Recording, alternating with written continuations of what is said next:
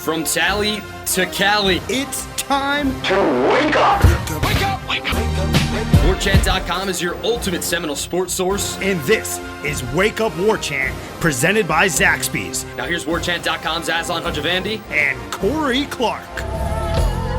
He's so contagious, returns my pages. Wake up! What's up, everybody? Welcome on into Wake Up War Chant, proudly presented by Zaxby's Indescribably Good. He's Corey Clark. I'm Aslan Hajavandi. We work for WarChant.com.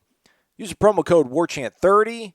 I think the FSU Spring 2020 promo has expired. It might be out there. Try it. FSU Spring 2020. If not, WarChant30 gets you 30 free days of access to the ultimate Seminole sports source. Corey, I asked you if you want to do a podcast, and you're like, yeah, let's podcast. I kind of told you had to do a podcast. You listen to podcasts. I listened to the Ryan Russillo podcast, and he did an episode about the Combine, post-Combine notes. Kind of feels weird. I know people download the podcast to talk about Florida State or to listen to us talk about Florida State, but it kind of feels, I don't want to say insignificant, but it feels weird, right, to be talking about games when there's really not even anything on the horizon, right? Well, weird. I think that's it. Like, let's say, and I'm not in any way comparing this to 9/11, but completely different things. But yeah, on September 13th, it would have been weird to talk about sports and like, man, I hope the Braves can hold off the Mets in the NL East. Like that nobody was thinking that. They just shut all sports down, I think, for a week. No. I don't remember exactly how long baseball was gone. I don't know either. I think football was a week, right? I know they missed. Florida State canceled the game against Georgia Tech because they made it up at the end of the year. So sports were gone for about a week. So those first 2 or 3 days, it felt weird to talk about sports. But then once games started back up, well, that's your job. Like, you know what I mean? Like if there had, even if this was all going on and there was a selection show on Sunday and they were going to be playing games in front of empty crowds, I wouldn't feel bad talking about sports because, number one, that's our job, and it's also a distraction. But heavens to Betsy, there's no sports. So there's literally nothing to talk about. It's a great distraction, sports is, with awful stuff going on in the world. But we don't have that distraction. So at least I've found over the last 3 days, I am just laser focused on the bad stuff, because I don't have anything to take my mind off it. You know what's weird is that I'm very much a homebody. You know, often you and the First Lady of Wake Up War Chant, Stephanie, invite me out for some drinks, and I'm like, I'm just going to hang out. I'm fine. Like, I like hanging out and being in my house. I like it. I'm comfortable. Like, I'm comfortable in my little cozy nook. But with all this, like, now the fact that it's, like, being promoted and encouraged, like, first, I don't know if it's maybe just contrarian me. I'm like, I'm getting crazy. Like, I don't know if it's because I always have, like, the calming voice of SportsCenter on the TV to help soothe my shattered spirit. But it's like, I don't know. I have, like, no purpose in life. Feels weird, man. I need to get a kid like you do. Maybe that'll do something for me. Yeah, it's odd, man. It really is odd. We can talk about Florida State sports. In fact, I wrote a column about that'll be up on the site on Monday about number one, just how sad I was for this basketball team that we'll never know. Right. Don't know if they won a championship, but we'll never know. But also, like, looking ahead, like, next year's team, no matter what happens with the roster, it's going to be good. And it's going to be a tournament team, most certainly, most likely anyway. And then it could have another chance to make a Final Four run. Like, that's kind of the point of the column, is like, as sad as you are for this team, rightfully so, and as sad as you are for Hamilton, the program is at a point now where it doesn't feel like a flash in the pan. Oh man, this was his best shot. He'll never have another shot like this one. Nah, man, he might have a better. Who knows? He might have a better team next year. So I kind of write a column about that. But even in that column, I lead it off by saying it's just been hard to want to write. It's because I wrote a story about about our punter. Is it Mastromano? That's Mastromano is the way I would pronounce Mastromano. it. And a really cool kid. A great story. Kid from Australia. He's never even seen a college football game before in person. He was an Australian rules football player. He went to this academy in Australia where I guess that it's kind of like a factory for these kids that are Australian rules players that turn them into punters, like Division I punters. Yep. Hey, how about we get a factory like that over here in America, in the States? Quit outsourcing these punting jobs. Quit outsourcing these punting scholarships. They're taking our scholarships. But so it's a really cool story. It's a neat story, but it felt weird to write. Like, great, yeah, it's a cool story, but it's like, we got to write something, and we do have a lot of those stories that we can write and will write because we're certainly hoping and expecting there to be a football season and people will care about sports, but it just felt weird at the time to write it, because it's not really on anybody's mind. At least it's not on my mind. Maybe it is on other people's minds, but it's not on my mind. But either way, it's a good story, folks. And if you're not a member of War Chant, you need to be. And if you are a member, go read it. There's been some couple weird threads involving him, like a lot of Australian envy, but like uncomfortable Australian envy. And there was the accent, right? Yeah, like he's a good-looking kid anyway, but the accent, it's just like it is what I let me just say this. I understand the appeal of that accent. It's just you just want to talk. You hear it and you just want to talk like it. Yeah. And I can't do it. Can you do an Australian accent, or can you just do Ogeron? I can do Australian. Yeah.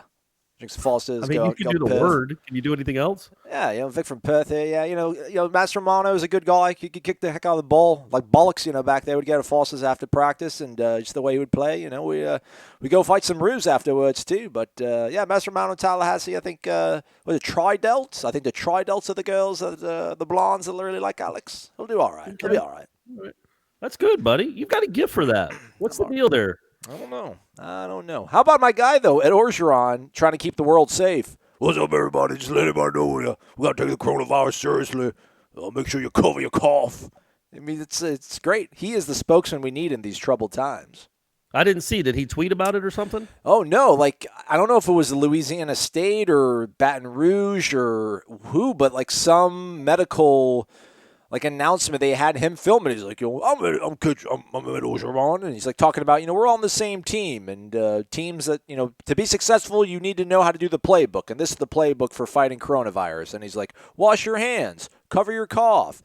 I mean, goes through everything, and he's quite, sincere, and like, we need to really be careful, and it's kind of refreshing because most of the pushback, and I'm not too far away from Zagging on this. I thought this was the right move to the social distancing and canceling all these things. It just sounded like the prudent, smart move. So I was zigging with everybody. But the more I'm sitting around my house and I'm losing my mind, I'm close to zagging, but I'm not there yet. But, a guy like Ed Orgeron, just man's man, alpha with a capital A, bold, italicized A, telling people take this seriously. I just thought it was kind of a pretty cool thing. It was a good job of him to jump on board, I thought. Yeah, well, that's good. Did you go into the thread and do your favorite FSU athlete? I didn't. I'll do so now. Not right now. Well, not right now, but by the time people listen to this, it's weird for me because I didn't grow up the way you did, sort of my dad wasn't a Florida State fan. My mom didn't go to FSU. My brother and I were just sports fans. He liked the 49ers. I liked the Lakers. I mean, we had some favorite teams, but I just loved college football. I loved Saturday mornings. I loved watching game day. But I never, I don't have any clear, lucid memories of 93 to 98, the real teeth of the dynasty, if you will. And I have really no good excuse why. I played sports, but a lot of kids did and were able to watch sports on TV. But for me, I saw somebody talk about Leon was their favorite because it was, they intersected or they crossed over in terms of both being on campus at the same time. And I think that was for me too. It's that when I finally got to Tallahassee and enrolled as a student, my fandom then became really unhealthy, but in a good, sort of, cute way or, endearing way rather. So for me, I think it was Anquan because 2002 was the first season. Right. And Anquan was just, just left to die on the vine on this program. And it's my heart went out for him. I was in New Orleans for that Sugar Bowl when he, single-handedly tried to keep the team afloat. And then everything he's done after that, Walter Payton Man of the Year, what he's done in post-retirement has just kind of added to, I guess, his legacy. It's tough for me to really pick a favorite guy, but I'd probably say Anquan. Yeah, that's a good one. And for the people that don't know, we started a thread. Ira did. I think it was Ira that started it on the tribal council about like, we gotta lean into this as Florida State media and Florida State fans and try to get through this together. And we're gonna have to be creative about it. In fact, I might talk about something else later that I'm gonna do over the next couple weeks if you remind me. Okay. Don't want to talk about it now, but maybe at the end of the show. But on the site. But yeah, so he started a thread about what was the first Florida State athlete that made you fall in love with Florida State sports or just sports in general. And people probably know this already, but mine was Dion. Just I was 10 when he was a freshman. So I was right in that sweet spot when he was awesome. Like when he was the All-American in '87, I was 12. So that's just the sweet spot for fandom. That's just when I write about it. It's like he was so in a 12-year-old's mind, he was so incredible, so fast, so cocky, so awesome that you wonder as an adult, like, was he really that good? And then obviously you go back and watch the highlights, and yeah, the dude was incredible. And I equated it to like, have you ever been back to your elementary school as an adult? No, I do. I would like to go back though. Cypress Woods represent. This was maybe 15 years ago. I went and played a pickup basketball game in my old elementary school gym. Oh, nice. And I was like, man, this cannot be the same gym. It is tiny. It feels like a barn. And when I was a kid, it seemed like the biggest building I'd ever been in. And then you go back there as an adult with perspective and size, and you're like, wow, it wasn't nearly what my mind remembered it being. It wasn't nearly as cool and big and awesome as I remembered it being as a kid. And then I'm like, yeah, Dion's the exact opposite of that. Like, there's no like, oh, it's not as good as it was in my memory. He was better probably than I remembered him being. And it just what he meant for Florida State football in general. Probably the most important player in the history of the program because of what he did for the just what he did, who he was, how he made it a cool place to come, how awesome he was. Also, obviously with that, he helped start the dynasty, and then it just went from there. So I picked Dion, which not really going out on a limb, I wouldn't say. I should have picked Rufus Brown. I haven't read through all the comments. I hope somebody picked Rufus Brown. You know Rufus is from El Paso, or he played high school ball in El Paso. I didn't know that. He's a Texas kid. I don't think I remembered that. Yeah. And I think somebody that was part of like the hospitality team for the Sun Bowl out there, or actually no, I think Ira and I actually at the Fan Fest thing they had, we actually met, I think, either a guidance counselor or like a secretary at his high school, and she was a huge Florida State fan, maybe even her husband, and she was like in no uncertain terms was like, yeah, I totally was like telling Rufus, go to Florida State. So, like we met this fan in El Paso, Texas that actually, one of her pupils was Rufus Brown, the great Rufus Brown, and she helped steer him to Tallahassee. Small world, huh? Small world. It all comes full circle. Hey, I meant to ask you when you were talking about being a homebody. Are you on Tinder? Is Tinder even a thing right now?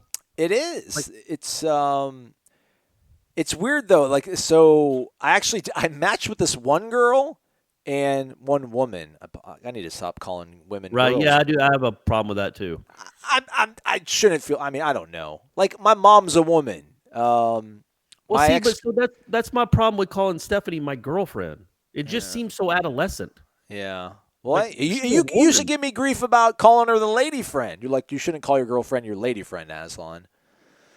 Well, I was told by Stephanie not to do that. Yeah. I got that. So, but I don't, calling her my girlfriend seems weird too. And then partner, she could be a business partner. Right. And she ain't my wife, Playboy. You know what I'm saying? So I guess girlfriend's the best we can do. It is. And it just seems like it's crazy that I have a kid in 7th grade has the same label for the girl he's quote unquote dating as I do in my 40s. There's got to be a better way to refer to these people. And me as a boyfriend. Like, I was Lori Davis's boyfriend in the 6th grade. Yeah. And now I'm Stephanie's boyfriend and, in my 40s. And Lori Davis didn't get taken out to Zaxby's, like She didn't get all that good stuff. No, she Stephanie didn't. does, though. Sweet Lori Davis. And then she moved in the 7th grade, and I don't know where she is. Dude, Mandy Williams did that to me. She broke up with me like last day of school in 4th or 5th grade and just like disappeared. Like I think she literally moved to like Singapore. Apparently, I guess she grew up in she's in the school feeder system I was in before I arrived there, but then she left. Like her dad got a job in Singapore. Then she moved back like 5th grade year, and then we had this romance, and then last day of school she just broke up with me out of nowhere, which is like, it's haunting me to this day. But yeah, Tinder's still a thing. This one girl, this one lady, one young woman, she's 31. That's all I'll say. I'm not going to go into any more details. Or actually, I'll go into a few more details that won't totally throw her under the bus. What's her address? What's her address and her phone number? I don't even know. So I was just like, I'm like, yeah, do you want to go grab a drink or something or whatever? Like I wasn't even wasting any time. I was like, let's get to business here. Just because I want to get out of my house, not because I'm a chauvinist or anything like that. Yeah. And she's like, I really would like to, but she's like, with this coronavirus stuff, I don't know if that's a good idea. She's like, I actually just moved back home, and I'm staying with my parents, and they're both over 70 years old. And I'm like, well, either that's the most creative rejection I've ever got in my life, or welcome to 2020 and the Terror Dome. But there was one girl that I did message, and I'm just like, I'm like, should we self-isolate together and debate politics in these times? And she's like, I think that's what they're doing in Italy right now. And then she followed up with, but honestly, she's like, if you want to grab a drink before they lock everything down, let me know. And I was like, yeah, just let me know. But I haven't heard back from her. But yeah, it's a thing. I don't know. I mean, I feel like it probably would be a good idea to date because it's like you're less likely to go out and do other stuff. Like you would just go grab a drink and then like go home, or like you guys would hit it off and just like hang out at home because you're like, we should self-isolate right now and take one for the team. You could do a lot of Netflixing. Yeah, and that's kind of what, when you talked about zagging and when it comes to sports, I think right now the NBA said that they definitely won't restart for another 3 months. I say June, I guess, is like their best case scenario. June is best case scenario for like when the playoffs start. So they obviously wouldn't finish the regular season, so they would start the playoffs, and I'm sure it'd be a truncated playoffs, and then the finals are in August. Then I just saw Mark Stein had a like a layout of a proposed like schedule. Then the draft is in like in August or early September. Training camp starts in November, and the first day of the season is Christmas Day. Which, real quick, to jump you, like there's some silver linings out of this. They're talking about giving baseball players, spring sport athletes an additional year. Maybe just obviously for one season they'll increase the scholarship limits in baseball for NCAA. Maybe if they do it just for this one season, they'll actually see it's not that bad of a thing, and they'll let it keep going. I know a lot of NBA fans, a lot of NBA media have said that the NBA should probably start on Christmas Day. So with all these moving things, maybe some good will come out of it, just at least in terms of the efficiency of sports and the opportunities for people. Yeah, maybe Patrick Williams and Devin Vassell are like, hey, man, I don't want to wait till August to see where I'm going to get drafted. So you know what? I'm coming back and doing it again. I want to play in a tournament. And then we'll all have fun. We'll all have fun watching that team next year. But yeah. So when you talk about zagging, though, it's like, and obviously neither one of us are doctors, and there is a chance. I hear you. I understand the people that are on the message boards. It's not nearly as many as it was a week ago, but I hear you that it seems like it might be an overreaction. It very well could be an overreaction if they're just shutting down bars and restaurants for 2 weeks. New York City, Chicago, Corey. Man. Chicago's done. New York City, I think he's closing them after 9. The Vegas just closed essentially half of their casinos. So I get it. But it's okay to overreact to something like this. Like it's like taking precautions for a hurricane. Okay, yeah, it might be an overreaction to like get your family and uproot 250 miles north to get away from the beach of a hurricane that might not hit, or it might only be a Category 3. But what if you're there and it's a Category 5? Like what's the risk? Like I get it.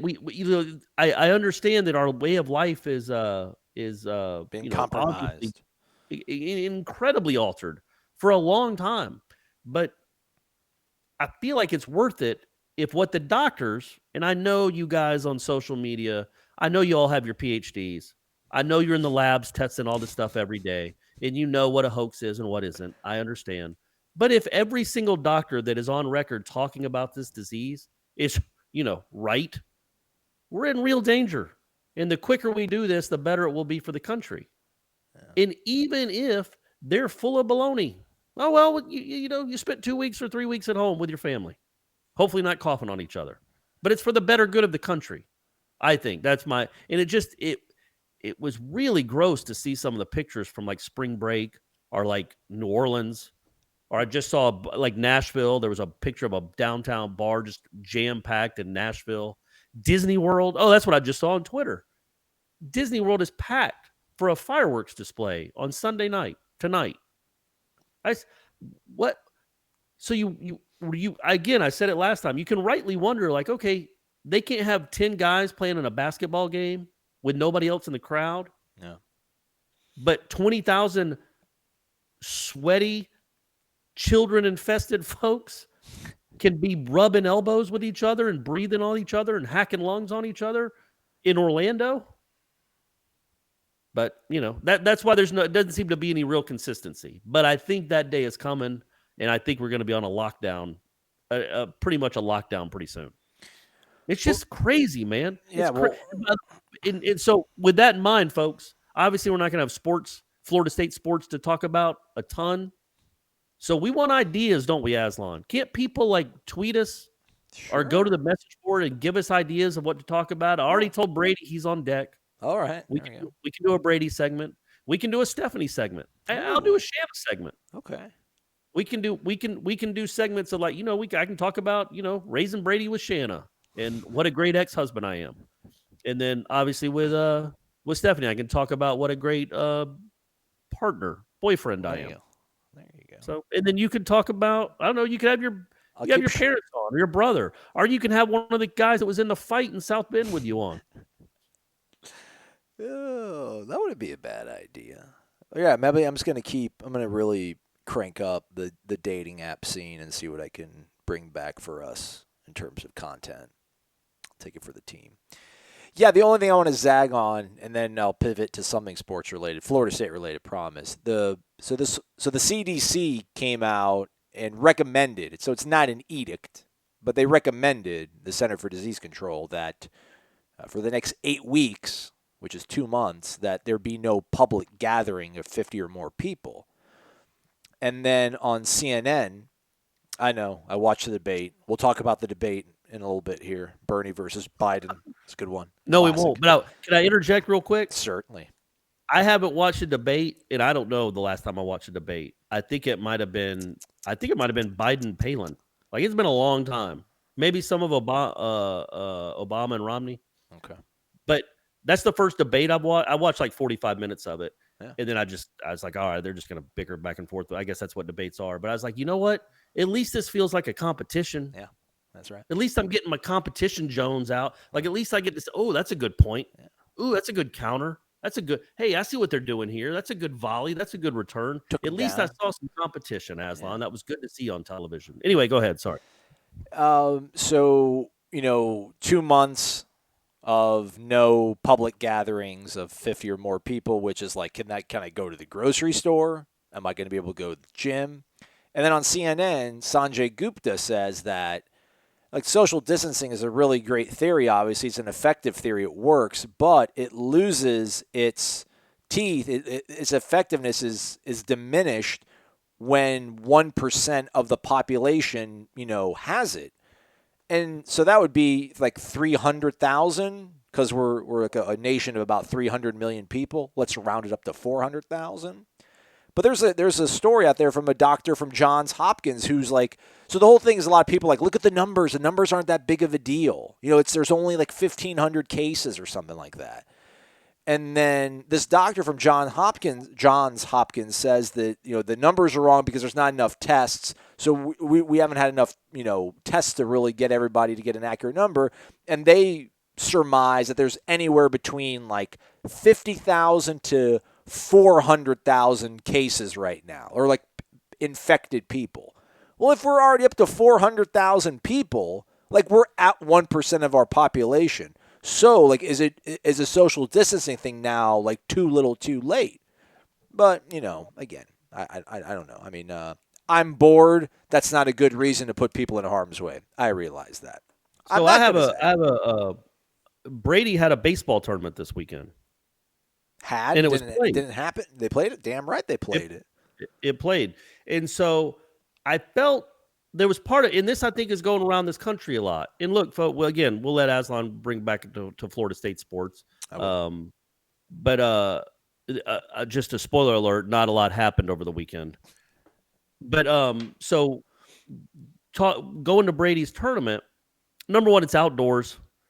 It's not confined. It's a park, basically. So, now there were adults like basically sitting right next to each other. I never sat. I stood way away. I never got more than 2 or 3 feet away from someone, and I was always kind of off by myself, grumbling at Brady's swing. But part of me was like, man, this is probably dumb. Brady really wants to play. He's also gone to school with all these kids the last 3 months. So, a lot of these kids are in his class, and he was just in class with them 2 days ago. So it's not really that big a deal. And then the other part of me is, man, this is the exact problem with what's going on in this country. But then I had another counter. It's like, you know what? And I told Brady the whole weekend, I'm like, dude, just go literally, and this isn't usually my MO.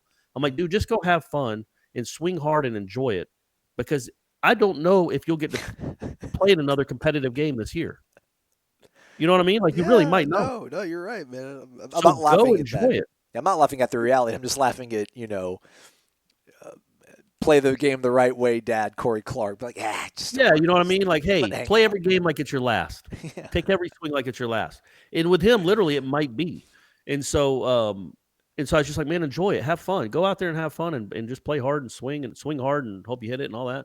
And but yeah, I was caught by that. It was like a dichotomy of, man, this is probably pretty dumb that we're all out here. Because at any given time, there were probably, 300 people in that park. There were 6 different fields, so all the games were spread out. It wasn't like shoulder to shoulder or anything. And I doubt that, I don't know what the odds are that anybody had it there. Again, that's not the way to think. But there was outdoors. It's baseball. It's not basketball. There's not a lot of physical contact. And so I was like, okay. But I also, it's like a sense of normalcy. It's the only normal thing that's happened to me in a week or 2 weeks. And moreover, not that it's all about Corey Clark, but it's the only normal thing that might happen to me in the next 2 months. So I just wanted to enjoy it. You know what I mean? I just wanted to embrace it. I don't know if I'll be able to go back to any of my favorite restaurants or bars for the next month or so. Brady might not have another school day the rest of the year. Like, they do virtual learning up here in Gwinnett County. So tomorrow he has to wake up, it starts at 10:30, and they have all these virtual classes that the teachers have put together, so he has to be online. And they're doing that this week. I'm sure they'll do it next week, and then it'll be a spring break. And then there's a real good chance he just doesn't go back to school for the rest of the year. Like, that's our new reality. And so obviously there's a very good chance he doesn't play another baseball tournament this year. Like that, I feel like the counties are going to close the parks and say, no, you're not going to have a 14-team baseball tournament with 500 people coming to our park right now. So I wanted to take advantage of that. And I felt bad about it, but then I didn't. Does that make sense? Yeah, the duality of man, the duality of fatherhood. Right, yeah. Exactly right. The duality of responsibility and irresponsibility. Yeah. But yeah, but I thought it was, and again, Brady, when I told Brady that, he was pretty upset that, like, he won't get to play. He's actually swinging well, Aslan. I know everybody cares. He's actually having a nice start to the season, and really kind of falling in love with baseball again, because he had a rough fall, and he's really bummed that he might not be able to play for the rest of the year. So I just, he got 2 days of doing it. And I made him wash his hands every time he went to the bathroom in a really disgusting restroom. But he did it because I'm a great dad, and we'll see what happens. But, I got to see my kid play, and I got to feel a sense of normalcy before I have to imagine this is going to be at least 2 or 3 weeks of sheer lockdown, right? I don't know. But hey, I don't know if I know this. I know none of Brady's friends, none of their dads converted their office into a hitting instruction room. So Brady has that at his disposal. We're keeping things open in Tallahassee, Corey. Our parks are still open. I actually went and played tennis against five-star Irish O'Fell. He wiped the floor with me per usual. I think like six. Y'all actually play? Y'all kept score and everything? Yeah, he won 6-1, 6-2, and then here's the real tragedy of it all. We kind of went through it obviously kind of quick because he whooped my ass, 6-1, 6-2. So I'm like, you want to just play a third set? Then we'll just play to 3. He's like, yeah, let's do that. I get up on him 2-0. And then like I'm up 40-15 serving. I'm like, come on, dude. I'm like, I hope you're not taking it easy on me. And he proceeds to storm back and win the next 2 points. So now we're tied at 2-2. We go to the third point, and I'm up 40. I've got triple break point to beat him, and I choke it away, and he ends up winning. It was. Oh boy, that's rough. By the way, you keep calling it points. They're games. Games, I don't know. Whatever. I can't keep up. Points, games, sets, love, match, game, break, whatever, set, champion. Right. Choked it away, though, is what it sounds like. Yeah, it wasn't good. Well, he's ice cold. That's why they call him the Iceman. Dude, because he's ice cold. He makes no mistakes. His drop shots are absurd. Like he does all this backhanded slice nonsense. It's that racquetball nonsense. It is. So yeah, but going back to Florida State, it does sound like. I just can't imagine that anybody that wants another year of spring sports isn't going to get one. Yeah, the NCAA will make that right. I believe so. Not that it was the NCAA's fault, but they'll make it right where these kids get the senior year that they wanted or deserved, even if they have to go over a scholarship limit. I don't think they're gonna. There's going to be a lot of adjustments made for this extreme case. I would think. Yeah, I think baseball is one of those ones where, I think a lot of people are hopeful that, they'll obviously have to kind of extend the amount of scholarships they can offer because there's going to be, guys still on the roster. The attrition's not going to be as much as they thought it was going to be. So I'm hoping that. They'll kind of realize, if we go to, 28 or 22 or whatever, players that they can spread the scholarships out over. It's like, all right, well, we did it for 1 year. That, the world kept spinning on its axis. And hopefully that'll be kind of commonplace or whatever because it's absurd, like the numbers that baseball has to work with. And I'm sure it's probably somewhat similar for softball. I don't know the way it works out for golf and all the other ones, but yeah. That's crazy. Like meets the coach. I don't know. Like I'm sure Ham's probably the right answer. Like if we can only get a one-on-one with one of them, it's like you'd want to talk to Ham just because he's been in this for so long. This is probably his best team, and then it's like stripped away from him.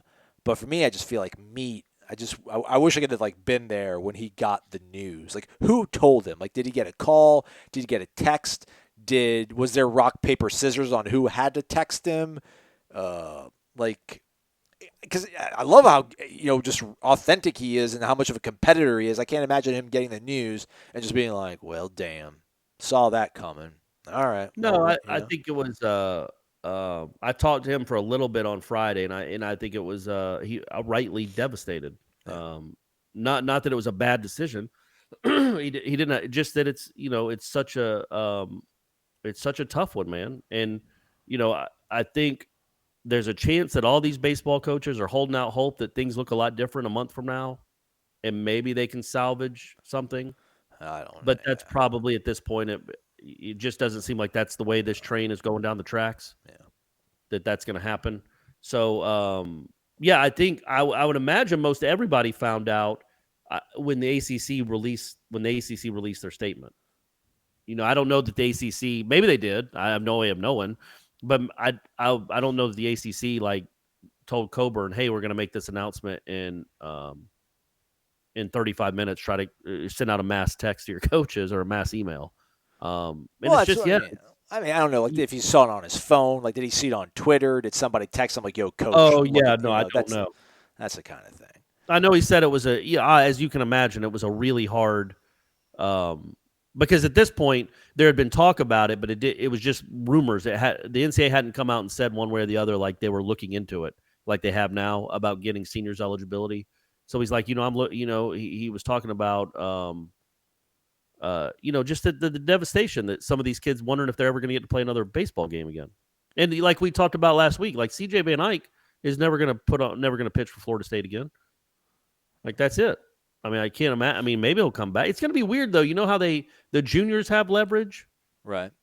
In baseball, like for the people that don't know, in the in the Major League Baseball draft, if you're a junior, like CJ Van Eyck is a junior, and say he's the 32nd pick in the draft, he might want 1.5 million signing bonus. The Pirates might say we'll give you 1.1. He can threaten to go back to school because he has that leverage. He's like, all right, well, if you want to waste your 31st pick and not have anybody, then don't give me what I want. Otherwise, I'm going to go back and pitch for Florida State. In fact, the kid for Stanford did it whenever that was, 6-7 years ago. The kid that came into Hauser and got rocked. Yeah. He was the number 1 overall pick, Appel, for the Pirates, and then went back to school for his senior year, which is just insanity. But anyway, so that's the leverage that a junior has in baseball. If you're a senior and you get drafted, and the difference is like, let's say you're a senior at Florida State baseball player that gets drafted in the 12th round. You might get offered $5,000.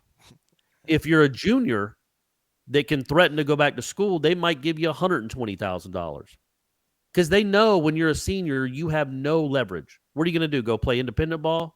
You going to go to Publix? Like, if you want a chance to continue your baseball career, you're going to sign for what we tell you to sign. What's wrong with going to Publix? What does that mean? You got to go to Publix? I meant work at Publix. Oh. No, yeah. What are you going to go get a chicken tender sub? What is that going to make you feel better? No, sorry, I meant working at Publix. I wasn't real clear. So that's the junior leverage that college baseball players have. Well, I was wondering, like, I feel like some seniors are going to have that leverage now. Like, if there is a draft, which I assume there will be at some point in June, and your senior gets drafted in the 11th round, and they say, "Look, we're going to give you $2,000." He's gonna be like, "Well, screw you then, buddy. Yeah, I'm going to go back to school." Like Chase Haney, they like have that. leverage now, which is kind of cool.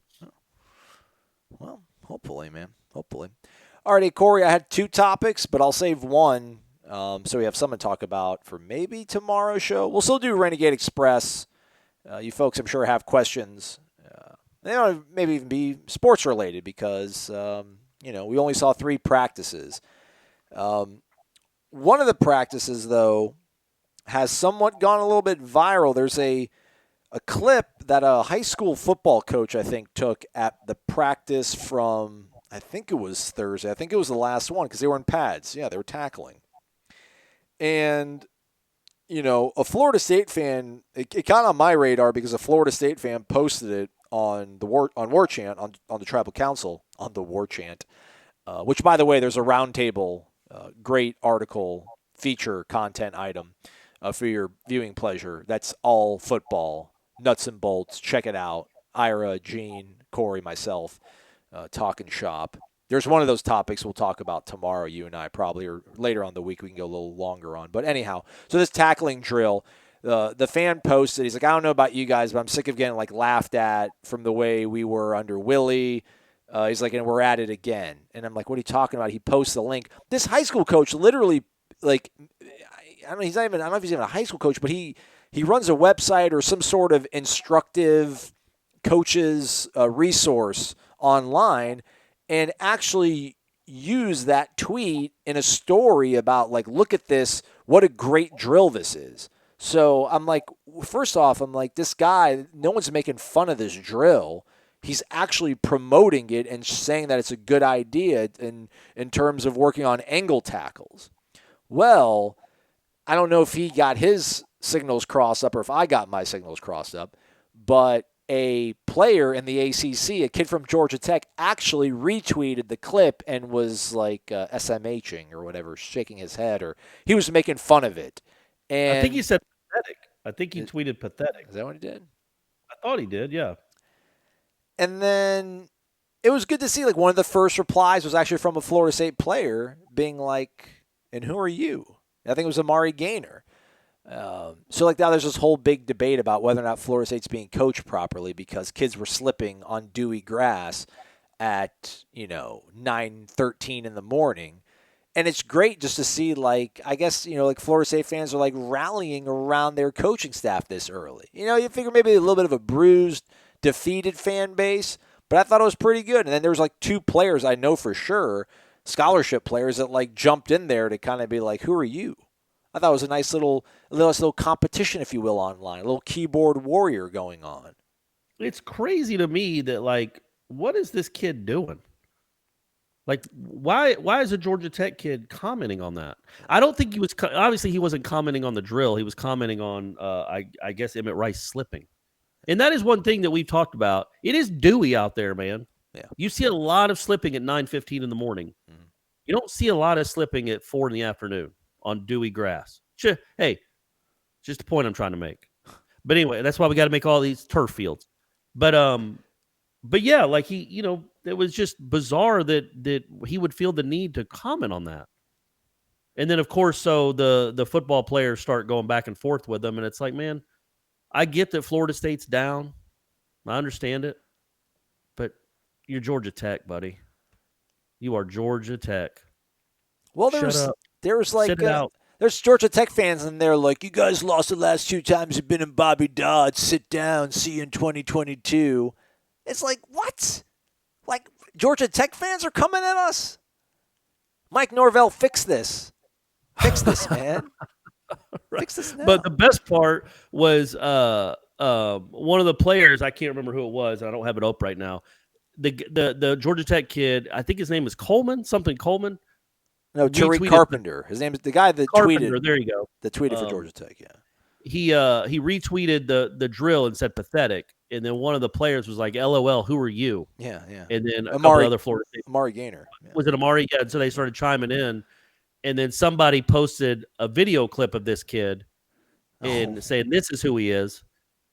And then it might have been another player. It might have been a fan, but it was like a 37-second clip. Oh, dang. He's like, really? man, yeah, you're great. You have a whole 37-second highlight film, which I thought was a pretty clever comeback. Just odd. Like, stay in your own lane, Tariq.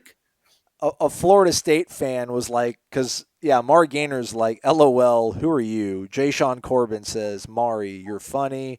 Derek McClendon's like crazy, man, plays a gif of somebody saying, who the hell is this guy with a clown face? And then a Florida State fan's like, I found him. And it's Bryce Perkins is hurdling over this guy as he attempts to make a tackle, which is really funny because he's picking at a tackling drill while he's getting jumped over. So, good to see everybody coming together, man. One love. Yeah, don't be a fan later, whatever. No cap. Everybody sticking together. All that unity. Hey, Corey, I was supposed to remind you of something before we went. And by the way, if you want to check this all out, look at the Twitter feed of Coach Schumann, SCHUMAN. Or actually, no, this kid himself. It's STG. That's Sierra Tango Golf _ Rick RIQ 2. So maybe I'll just retweet it from the. You're going to do that? You don't want to. We're not trying to unleash. Well, that's the thing. Yeah, I don't know if I should retweet it from like the Wake Up account so that people can actually look at what's going on, or. I don't feel like we need to like send our legion of dedicated listeners to go attack this kid. I think he's getting it enough. I think it's made its rounds. All right. But yeah, hey, you know what? That's up to you. No, but what I was going to say is stay tuned to War Chant this week. Obviously, we don't have a real March Madness. It's over. But, maybe somebody on the staff is going to put together like a what if 2020 NCAA tournament. And you can try to relive. We can try to make our own memories, even though the tournament wasn't played. Okay. So that's something to look forward to. Something to look forward to, buddy. I think I'm picking up what you're putting down. So gonna write about something. I think it can be fun. And I'll try to do my best. And it keeps me sane, even if I'm writing about fake games. Hey, have you ever watched Succession on HBO? No. I'm going to get into it though. Do you want to? Let's draft a show and then you and I will watch it and we'll talk about it for like 5 minutes, like in a show, in an episode. Oh, have you watched? You haven't watched it either? I haven't watched it either, so I figured maybe that'd be a good one. I think it's supposed to be good. Yeah. I just finished the 4th season of Better Call Saul. Okay, yeah, I didn't. I did Breaking Bad. I haven't done the spinoff at all. It's awesome, man. I think I like it as much as Breaking Bad. That's too much. Really good. 4 seasons. I mean, they do like, what, 20 episodes on AMC? And they're like, No, it's just 10. Just 10 a year. Okay. You should give it at least 4 episodes. You're like, and all the characters that you like from Breaking Bad they're there. Yeah. Well, I didn't really like the show all that much. I just watched it because it became such a part of the pop culture consciousness. You know, I'm like, all right. Oh, you didn't like Breaking Bad? Not really. Oh, well then, all right. Let's end the podcast. Whatever. Yeah, get over it. Otherwise, well, there's other show out there. I mean, I did watch Narcos. I think, Last Chance U needs to step up and just go ahead and put it out now. Because Hard Knocks, Showtime, all these shows, Amazon, Season, I don't know what, they do something as well. Like, they do these real, like real-time documentaries on teams. Like, Last Chance U comes out 8 months or so after the season's over, then drops their season. And it's not like they're doing anything amazing. I think all the interviews they film are actually during the season as well. And I know it's maybe because you want to wait for football to kind of come around and be in season. But, hey, come on. Give the people something. I think, I think they also wait till signing day to see where all the kids end up going. That's true. So that was in early February. But, yeah, we're in middle of March. I think they could get that at least out by May. And I know ESPN's talking about they're in preliminary talks somewhere. They're reporting it that they're going to move the Jordan documentary out. Yeah, that'd be a good idea. Would be great. It's like 8 parts or 11 parts. 10. Crazy. 10 parts. Wow. I wonder if Leonard Hamilton will be a part of it. Like literally, Jordan hired him and fired him in a year. Wonder if they'll make Leonard a part of it. Leonard coached against him and recruited him. I'll set the over/under at 7.5 seconds worth of footage, whether it's a slideshow or like a video clip of Ham in Washington D.C. I guess they will get into that, or do you think it'll all just be Jordan, the basketball player? I think it's going to be like just a huge deep dive, because apparently I think a lot of the footage on this is from some documentary that never got aired. I could be wrong on this, but something about like that the final season in Chicago when they won it all, like there was unprecedented access given to a video crew, and for some reason nothing really much materialized from it. So I think there's a lot of stuff from that final season, which is probably going to, I don't know how you can stretch a season over like 3, parts, but I'm sure they can figure out a way, like, regular season, playoffs, and make the finals all just one, episode or something. Yeah. Well, but they also showed all the people. I remember the first commercial I saw for it showed all the people sitting down for it. Right. And it was like 100 people at least. Carmen like Electra, Justin Timberlake, all the stars. Yeah, so it'll be more than just the one season. But yeah, I'm interested. I'm really, really excited for that. I'm sure it'll be great. Yeah. All right. Well, everybody out there, I think it's weird when everyone's like, stay safe out there. You should though, but I don't know. I have nothing really. Just don't be brazen. Yeah, there we go. Like, don't go spitting on people, and go into a busy bar, nightclub, and just rub shoulders with people you don't know. If you have a cough, just go home. Like, grab your coffee and then go home. Don't stay at the coffee shop. Grab your coffee, leave. You and I don't work in that too, but I was thinking about being in an office. Like, imagine being in an office and hearing somebody with like a bad cough. Dude, I went to a coffee shop Tuesday after practice to go edit video, and there's this like 10-foot long bar, and I'm sitting at one side of it, and on the other side's a person who was just coughing, and not like a relentless cough like, oh, I just drank water, went down the wrong tube, but just intermittently coughing over and over, not even really covering their mouth. And then meanwhile, on the other side of the shop, you hear this dry, rattling, hacking cough from somebody on the other end of it. I'm like, this is a coffee shop. Like, leave. You don't have to be here. Like, grab your coffee and go. I'm telling you. Shop.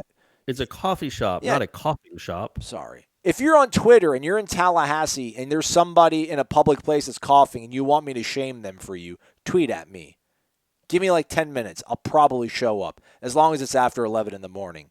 Your guy's catching up on sleep now. So You talked over my joke twice. It's not a coffee shop. It's a coffee shop. Oh, coffee. Coffee. I get it. There you go. It's not a coffee shop. It's a coffee shop, not a coughing shop. Oh.